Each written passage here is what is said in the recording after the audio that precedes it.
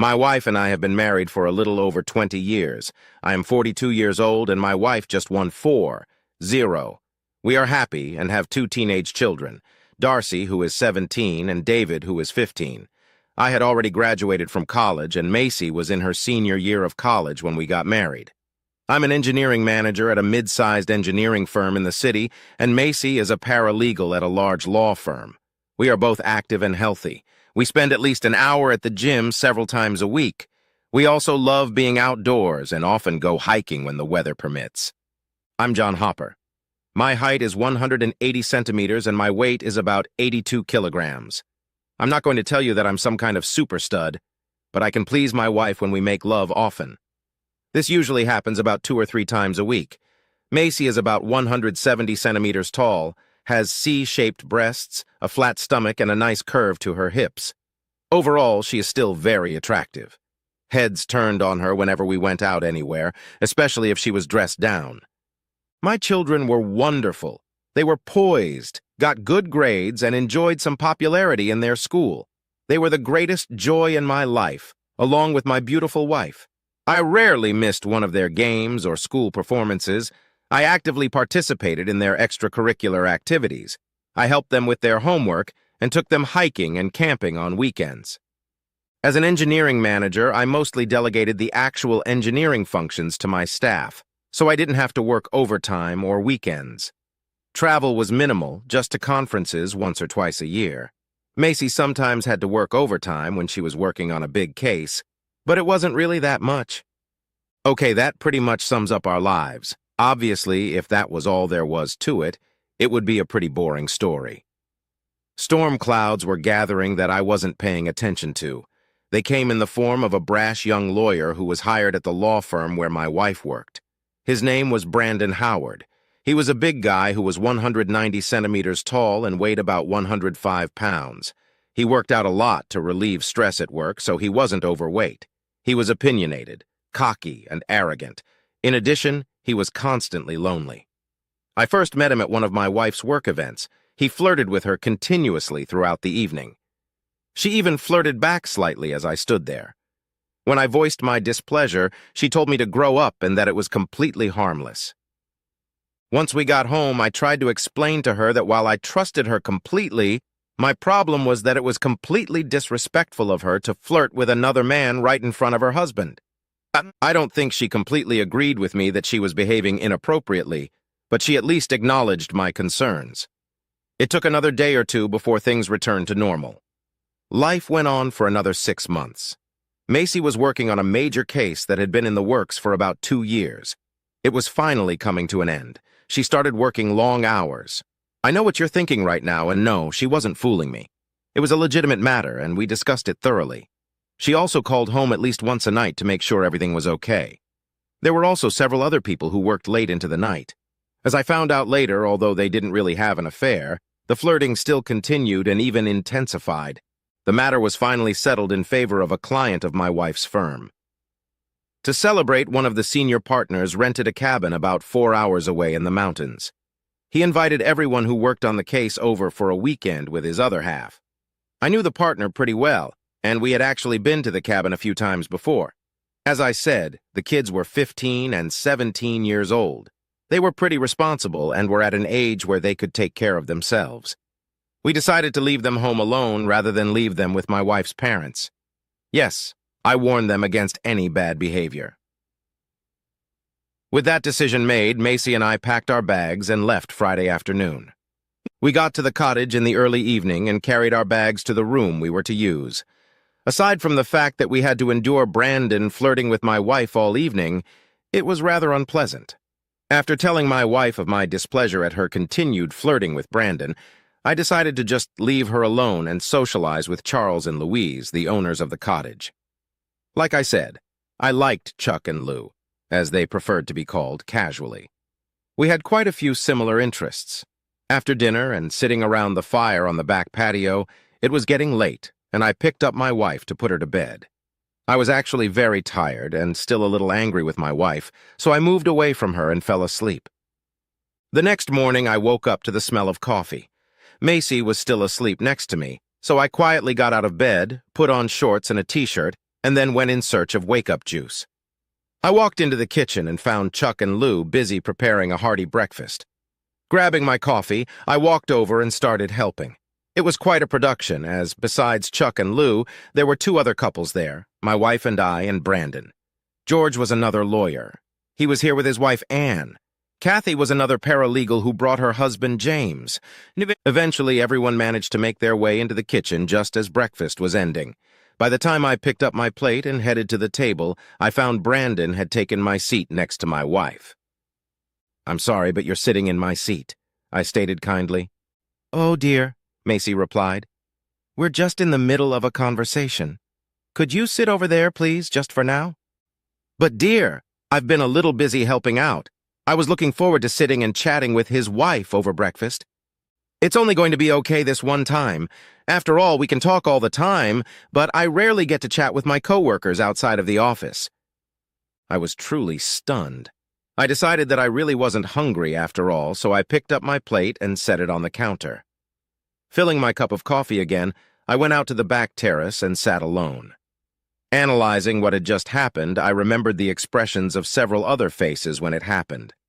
Something was happening here, and I had the distinct impression that I would not be happy with the outcome. As the day progressed, things were not going so well. Macy spent most of her time around Brandon. The only time she really spent with me was when we were both socializing with other people. When we went camping, she would walk with Brandon. We went swimming in the lake, and she spent time with Brandon. I managed to remind her several times that she is my wife, not Brandon's girlfriend. She just guffawed and said my imagination was running wild. By the time dinner was over, I was fed up. When we went out on the terrace to enjoy the evening and have a drink, I timed it perfectly. My wife had just sat down, and when Brandon started to sit down next to her, I moved over and pushed his hip out of the way as I sat down myself. Macy was not pleased. She threw one of her annoyed looks at me. I just smiled back and took her hand. She tried to wrench it away, but I only squeezed harder, refusing to let go. Instead, she practically refused to speak to me. It was a rather unpleasant couple hours as everyone else felt the tension. I had finally had enough. This weekend had turned into a complete disaster. I apologized, explaining that I was tired from the day's activities and got up to go to bed. I walked into the kitchen to refresh my drink. My plan was to pack before bed so I wouldn't be rushed the next morning before returning home. I was just screwing the cap on the bottle of bourbon when Macy walked in. "John, I need to talk to you for a minute before you go to bed." "Well, Macy, I'm kind of surprised by that. We had all day to talk, but you preferred to talk to everyone but me. In fact, you talked to Brandon almost non-stop, but you barely said a word to your husband. At least she had the decency to blush." "Yeah, well, see, I have to explain it." "Then this should be interesting. First of all, I need you to realize that I have never cheated on you. Ever. Judging by the way you acted this weekend, I'm not so sure about that." "That's true. Okay, Brandon and I flirted a little bit, but that's it. He never once really even touched me, except to help me through a few obstacles during our hike today. Now, like I said, I've been completely faithful to you, and it would never even occur to me to cheat on you. But there is no but about it. That's why I'm here talking to you. Now, I have to admit that there is a pretty strong sexual attraction between Brandon and me. The flirting we have been doing has led to some sexual tension. That's why I need to let you know that I will be spending the night with him. I needed to tell you and be upfront about it so it wouldn't be cheating. I'm not going to go behind your back." "You're not?" "What?" "I said no, I'm not going to let that happen." "Look, I've already made up my mind about this. There's just so much sexual tension between us that I have to do it and see what's up.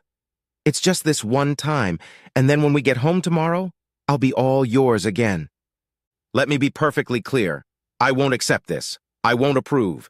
If you go through with this, there will be terrible consequences. Aya will standing for this.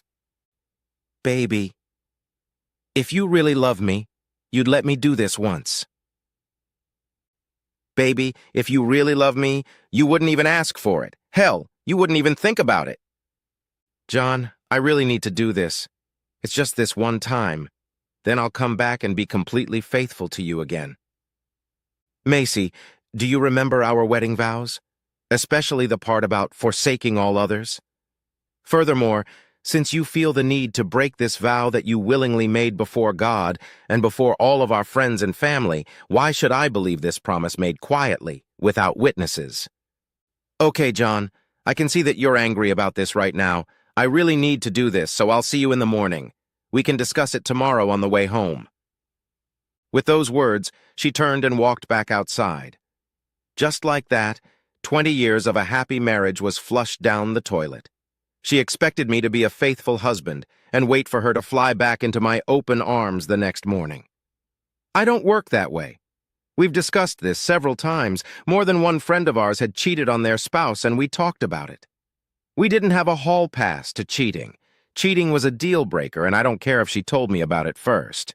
Cheating is not just acting secretly behind another's back.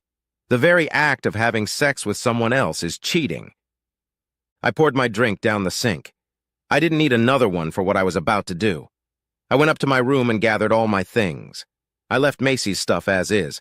She could take care of her own shit. Turning out the lights in the room, I sat on the bed and waited. An hour passed before I heard everyone come back into the house and go to their rooms. I waited another half hour to make sure everyone was either asleep or distracted by something else. Grabbing my bag, I quietly walked out of the room and closed the door. I managed to make my way outside almost silently. Luckily, my car was parked the farthest away. It was a fairly new car, so it was quiet when I started it up and touched down. It was just after 2 o'clock in the morning when I pulled up to our house. I noticed that there was a light on, so it was obvious that at least one of the kids was still awake. Sighing, I got out, grabbed my bag, and went inside. Sure enough, both kids were already up and watching a movie. "Hi, Daddy. What are you doing here already? I didn't think you'd be back until tomorrow. Later today." Darcy noticed. "Yeah, where's Mom?" David added. Well, by answering David's question, I can answer both questions. Your mom is still at the cottage in her lover's bed. Yes, I'm an asshole for dragging our kids into the personal business between their mom and me, but I thought being honest with them would prepare them for the changes to come. Okay, maybe I could have at least handled it more diplomatically, but I didn't feel much remorse at the time. "What do you mean, in your lover's bed? Is Mom really cheating on you?" Darcy was almost shouting. "That's exactly what I meant. She cornered me this evening and told me she was going to sleep with someone else tonight. I decided I didn't want to wait for that, so I packed up and came home. I let her lover give her a ride home. I didn't think I would have to wait for her anywhere in the neighborhood." We talked some more. Then I carried my bag to the spare room.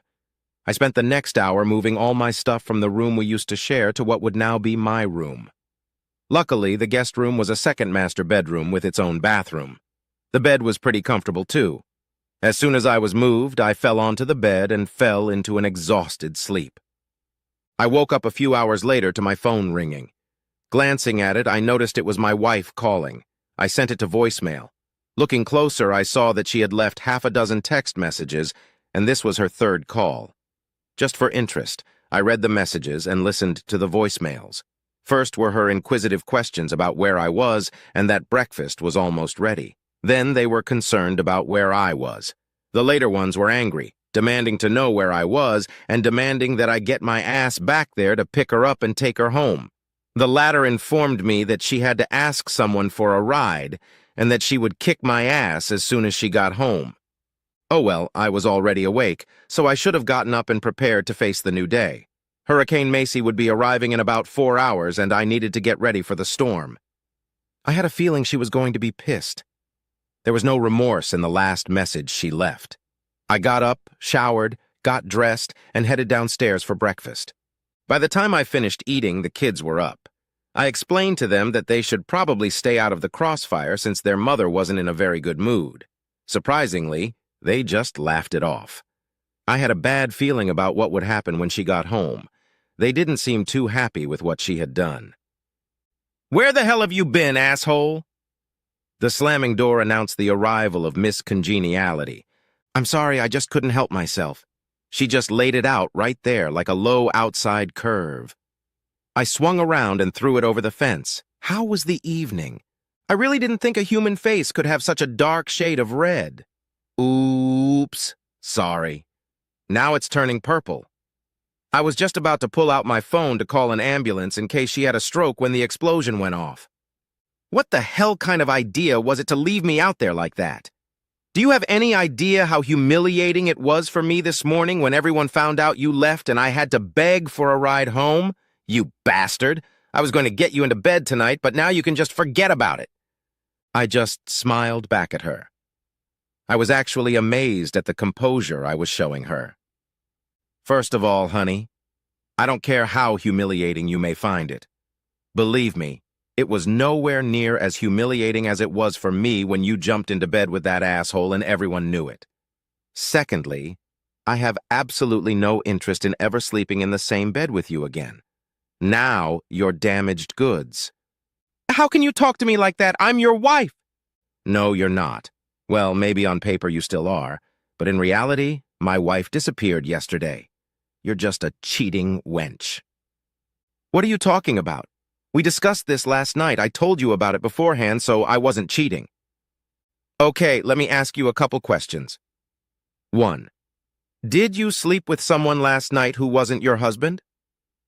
Yes. I told you I was going to get in bed with Brandon. Okay, then. Because you let someone other than your husband fuck you, you cheated. End of story. It doesn't matter if you told me about it or not. In fact, you didn't even ask. You said you had already made up your mind and that I had no say in it. I even told you not to do it.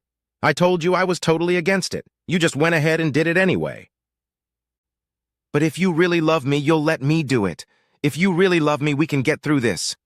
You stupid fool! If you really loved me, you would never even think of cheating on me. With those words, I turned around and went into the garage to work on my 1969 Nova. It was originally an inline 6-cylinder engine with a 3-speed manual transmission. I replaced the engine with a 383 small block, and the transmission was now a Borg-Warner Super T10 4-speed. Yes, I know that many new gearboxes use Arestomod, installing a newer computer-controlled engine. Of course, they get more power and better fuel economy. I'm old school. I hate all that computer-controlled crap. It takes a computer genius just to keep the stupid thing running.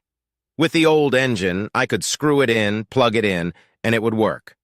This is newer shit. You screw it in, plug it in, install a computer controller, then take it somewhere else and pay a guy another $1,000 to set it up before you run it. No thanks. Over the next few months, Macy tried to get me to talk. I wasn't interested. She also tried several times to get into my room late at night. I had changed the locks and she didn't have a key. To me, we were now just platonic housemates who happened to have 2 children in common. Why didn't I just divorce her? The kids. I didn't want to be just a part-time dad. I loved my kids and I wanted to be there for them.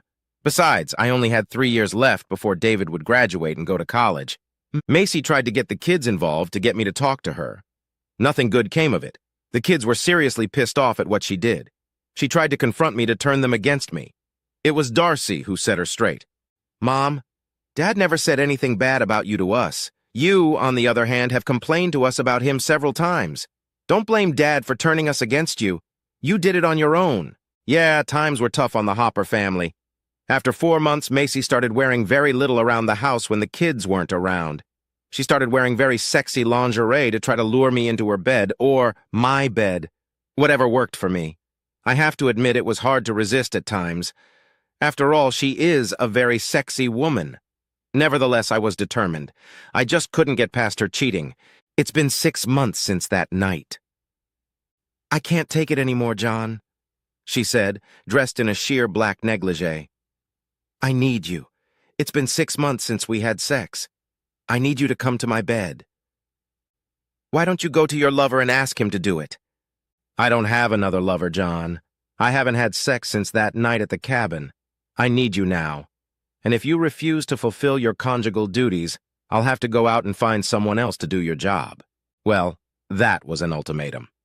I looked at her and said, just don't bring them here.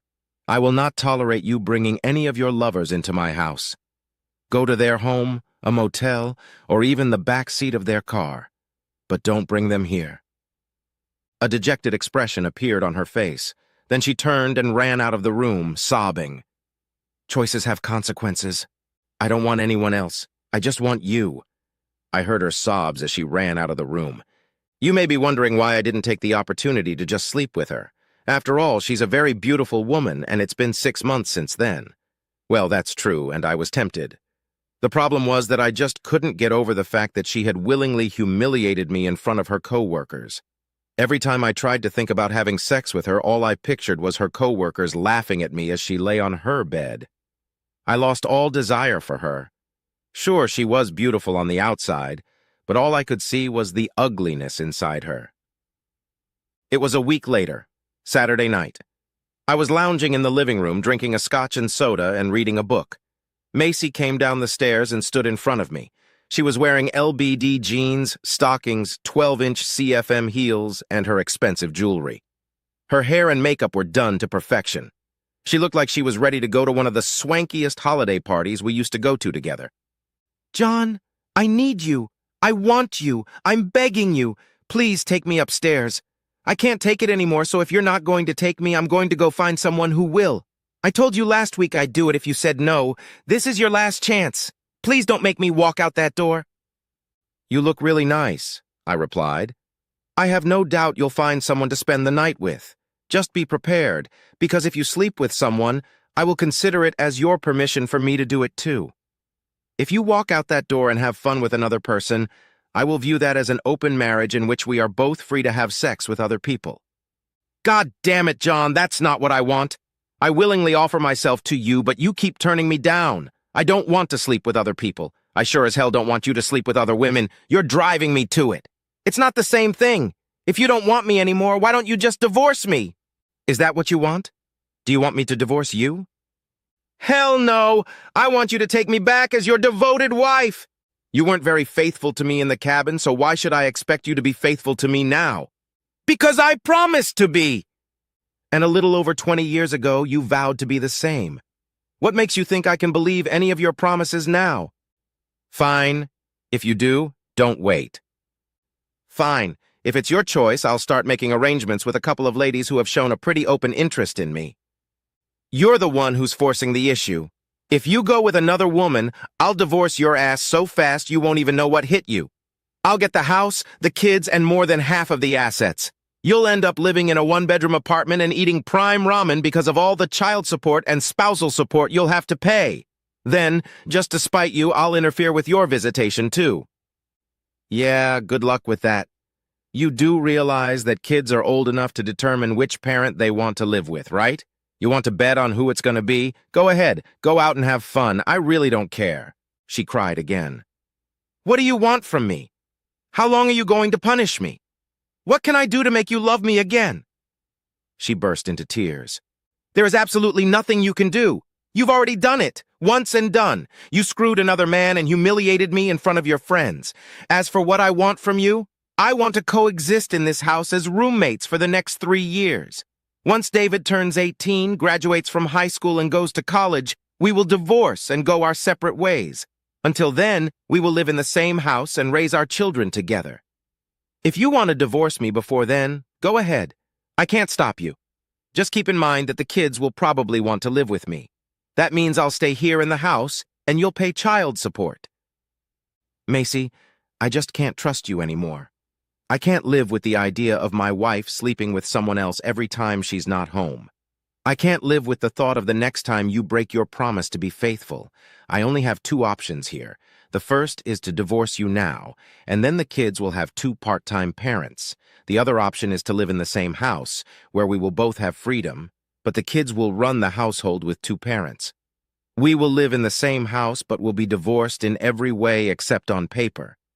You are free to date as much as you want, as am I. We just won't bring anyone home with us. She did go out that evening, after washing her face and applying her makeup. As promised, I also started seeing other women. After a month, she seemed resigned to her fate. We were polite to each other and practically lived as platonic roommates while we raised our children. We acted like a family. When either of us had a party, we usually went together. We had to maintain this farce in public. Of course, it wasn't long before all of our co-workers realized what was going on. Heck, I dated a few single women in my office, as did she with some of the guys she worked with. Yes, she was constantly trying to lure me into her bed, but I mostly refused. Okay, sure, I gave in to her a couple times.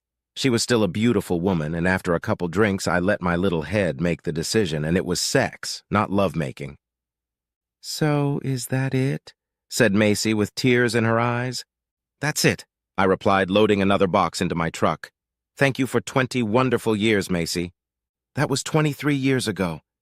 "I know." "Yeah." Tears came to her eyes again, and it's been a little over 3 years. David had just moved into his dormitory for college. Darcy was about to start her freshman year at university.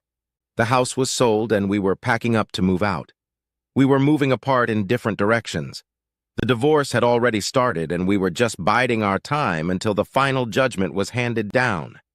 The assets were split 50-50. The kids' college accounts were already fully funded. "I still love you, you know," she whispered. "I know I do. I'm sorry." "I am too." She turned to look at me, tears streaming down her cheeks. "You will? Will you call me sometimes? Come to see me sometimes? Maybe we can see each other once in a while, please? No commitment, just to see each other." My hatred for what she had done had long since dissipated. I no longer felt the same love, but I didn't despise her either. In fact, I saw her as something of a friend. Besides, we still had kids to bond over, and frankly, she was damn good in bed. Of course she was. We can do that. Besides, we'd have kids' birthdays, graduations, weddings, and grandchildren's births that we'd both attend. Epilogue. The children forgave Macy for what she had done. Their relationship improved, but never returned to what it was before. Macy bought a small 3-bedroom apartment so the kids could visit her when they came to town. I bought a small house with a couple acres of land and a workshop. It was a pretty small town, so we still saw each other occasionally. I would call her and she would call me. We even went out together a few times. No, we never had a chance to get back together, although she tried. We each went out quite a bit. She ended up having several pretty long-term relationships. I was just satisfied with not being married. I decided I had had enough of exclusivity. There are 2 reasons for me to be married. The first is to have and raise children. I had done it before and was too old to do it again. The other reason was to grow old together and have a companion in my old age. It didn't really matter much to me. I had plenty of friends and family if I got lonely. "John, I have a very big favor to ask of you. I understand if you don't want to do it, but I would really like you to at least think about it." We were having lunch at a nice restaurant. It's been 5 years since the divorce. "Ask right away. I assumed you wanted something when you asked me to lunch today. By the way, where's your boyfriend? Won't he be jealous that you invited your ex-husband to lunch?" She smiled. "No, he knows all about our past. He knows he has nothing to worry about. Besides, he was the one who suggested I ask you in private. He thought it might be more uncomfortable if he were here. However, he's willing to take your call if you want to make sure he's okay with that request." "Okay." Cell phone rings. "I'm interested in you. John, Martin made me an offer and I said yes." "Good. Do you love him? Did you finally get past us?" "I'll never completely forget us, John. Still, I've made peace with it. As for Martin, I'm comfortable with him. I really love him, and we're very good together. I've settled down and I'm going to spend the rest of my life with him." "Okay, so what do you want to ask for? If it's my blessing, you have it. But you don't really need it. I have no say in the matter." "No, well, I guess that's partly true, but what I want is for you to walk me down the aisle and marry me off at my wedding." "Okay, where did this Mack truck come from? Let's talk about something extraneous. My mind just exploded with this." What?" "I want you to walk me down the aisle and marry me at my wedding." "Macy, most ex-wives don't even want their ex-husbands to be present at their new marriages, let alone actually participate in the ceremony." "Yeah, I'm aware of that." "Then why in God's name do you even think it's a good idea?" All right. Hear me out. I've obviously discussed this with Martin, and he agrees with it.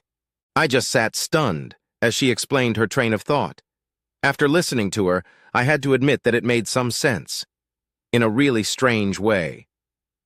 John, you've been the most important man in my life with the exception of my father. As you know, he's no longer alive. Furthermore, you were the last significant relationship of my life. I could talk David into giving me up, but it just doesn't seem right to me for my son to give up his mother. It's like I belonged to my son. I just think it sounds a little strange. Instead, my heart belonged to you for most of my adult life. You were the last man who owned any part of me. Martin and I think it would be appropriate for the last man who owned my heart to give that heart to a new man. After all, even if you still have a piece of my heart, obviously you wouldn't necessarily want to keep it. This would be a great way to show that you're giving it up and passing it on to someone else who will care for and protect it. I think the symbolism of it would show that we are still friends, but our love is completely over, and my new husband is now taking over. Yeah, that sounds crazy to me too. I did call Martin. I did meet up with him that evening for a few drinks at a local bar. He liked the idea too. Sure, he had been skeptical when Macy first brought it up, but after listening to her reasoning and discussing it fully, he liked it. I still wasn't convinced. It just seemed like there was too much weirdness to me. I also called my kids to get their opinion on it. Who is giving this woman away in marriage? Her family and her ex-husband are doing it. Yes, it just sounded wrong on several levels, but that's what she wanted. I have to admit that it seemed to work. I was passing the baton to her new man. I really felt that our relationship had finally come to an end, and her new relationship was complete. Sure, there were a few comments, but for the most part, they were received positively.